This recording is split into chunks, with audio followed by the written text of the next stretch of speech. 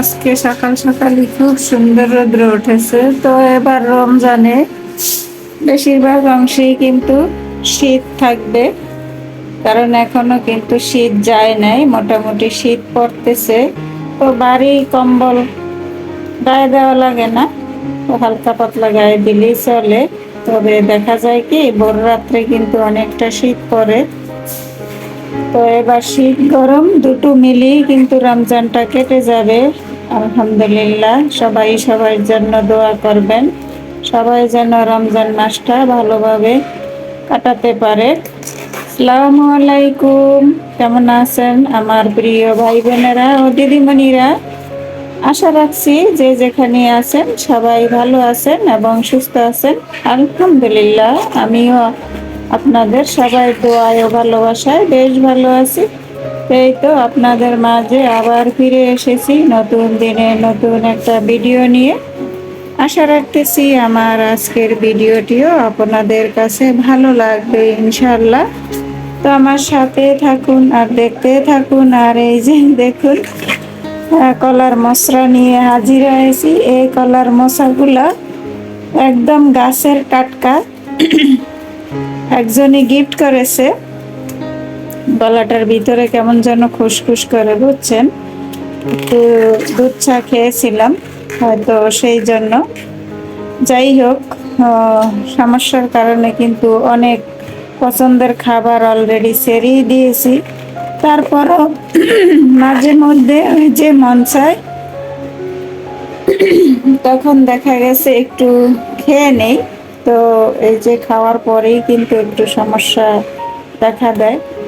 তো এই কলার মশলাগুলো একদম গাছের টাটকা, একজন প্রতিবেশী ভাবি দিয়েছে, একদম গাছ থেকে পেড়ে। তো গতকালকে দুপুরে আমাদের রান্না বান্না শেষ হওয়ার পরে দিয়েছে, তখন আর সেইভাবে সময় সুযোগ হয়ে ওঠেনি।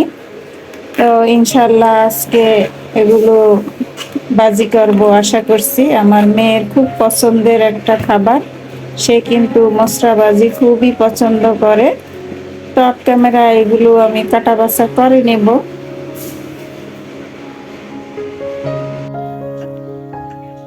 আজকের রান্না বান্না অফ ক্যামেরাতে করে নিয়েছি, কেন জানেন? ওই যে পাশের বিল্ডিং এ কাজ চলে, ইট বানতেছে, ইটের মেশিন যে এত শব্দ বলার মতো নয়।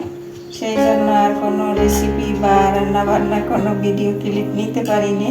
এখন ওনারাও খেতে গেছে, আমিও এই পাকে খেতে আসছি। গা গোসল নামাজ পড়া সব হয়ে গেছে, এখন এই তো খেয়ে নেব। এই তো যে কলার মশা একটু ঘন্ট করে নিয়েছি ছোট চিংড়ি আর আলু দিয়ে, আর এখানে নিয়েছি এই যে সাগরের মলা মাছ দিয়ে আলু একটু চচ্চড়ির মতো করে নিয়েছি। তো এটা দিয়ে আমরা এখন অফ ক্যামেরা খাওয়া দাওয়া করে নেব। আমার আপুরা, ভাইয়েরা, দিদিমণিরা যে যেখানে বসে আমার এই ভিডিওটি দেখছেন, তো প্লিজ দেখার শুরুতেই একটা লাইক দিয়ে দেবেন। সবাই সবাইকে একটু সাপোর্ট করবেন, তাহলে আমরা সবাই একসাথে এগিয়ে যাবো ইনশাল্লাহ, কেউ পিছিয়ে থাকবো না। আর এখন কিন্তু দিনে অনেক গরম পড়ছে, আবার দেখা গেছে ভোর রাত্রে অনেক শীত পড়ছে। তো সেই ক্ষেত্রে ঘরে ঘরে জ্বর সর্দি লেগেই আছে। সবাই একটু সতর্ক হয়ে থাকবেন, যাদের ছোট বাচ্চা আছে বিশেষ করে তাদের দিকে খেয়াল করবেন। তো এখন আমরা ক্যামেরায় খাওয়া দাওয়া করে নেব।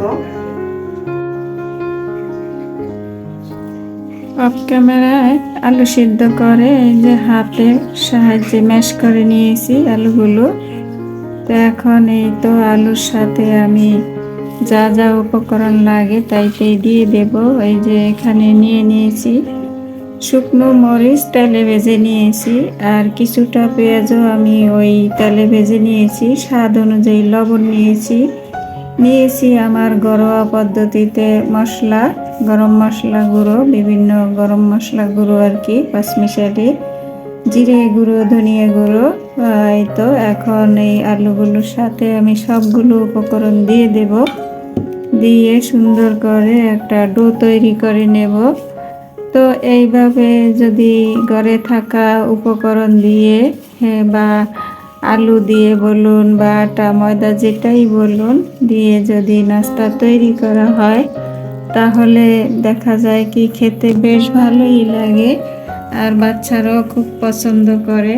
তো যারা যারা আমার ভিডিও দেখেন তারা তো জানেন আমি ঘরোয়াভাবেই বেশি নাস্তা তৈরি করি, আর আমার ছেলেমেয়েরাও খুব পছন্দ করে সেটা।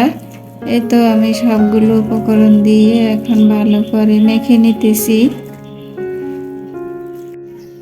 এই তো সবগুলো উপকরণ আমি সুন্দর করে মেখে নিয়েছি, আর এখন একটু বাইন্ডিংয়ের জন্য আটা, ময়দা বা বেসন যেটাই হাতের কাছে থাকে সেটাই আপনি দিয়ে দিতে পারবেন।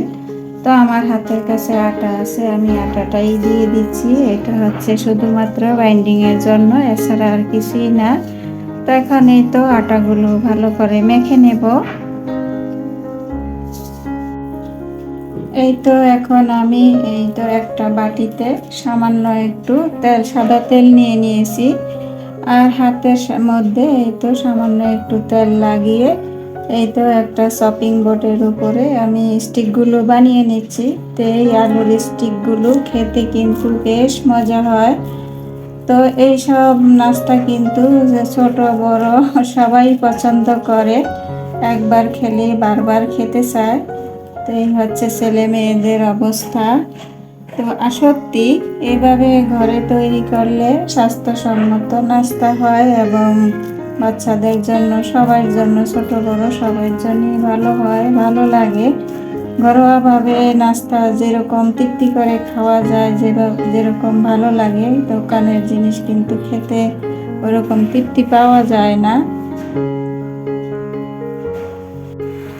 এই তো আমি চপ স্টিকগুলো বানিয়ে দিয়েছি, আর আমার মেয়ে তো ভেজে নিতেছে।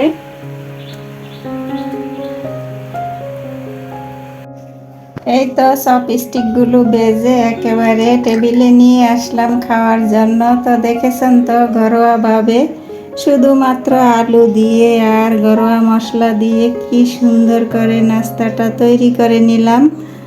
তো এভাবে আপনারাও খেয়ে দেখবেন, বাচ্চারা খুবই পছন্দ করবে, খুবই পছন্দের একটা নাস্তা রেসিপি।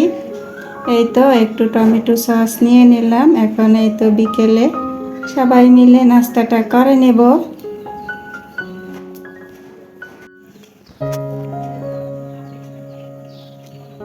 এই তো এখন টমেটো সস দিয়ে একটু আমি খেয়ে দেখছি, আর খেতে খেতে আপনাদের কাছ থেকে বিদায়ও নিয়ে যাচ্ছি।